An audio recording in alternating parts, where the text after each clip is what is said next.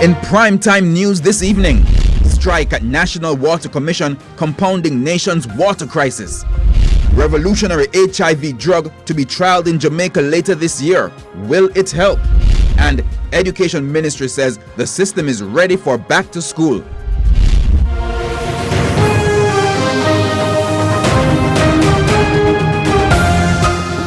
Good evening and welcome to Primetime News on air and online at onespotmedia.com. I'm Archibald Gordon. And I am Andrea Chisholm. Also this evening we have the top business stories of the day. Herman Green has our preview.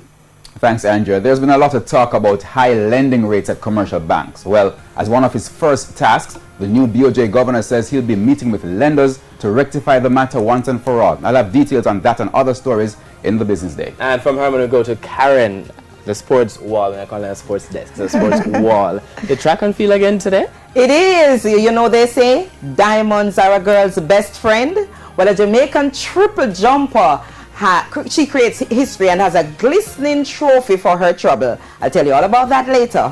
Looking forward to it, Karen. And we also have sports commentary, E-Prime, and weather in the newscast. But for that, we'll have the feedback question. And this evening, here's what we're asking. The question that's now on your screen. It's, should the Bank of Jamaica use more than moral suasion to get banks to lower interest rates? And you may share comments online, facebook.com/television Jamaica, and tweet us at Television Jam. Please stay with us. The news in detail right after these messages.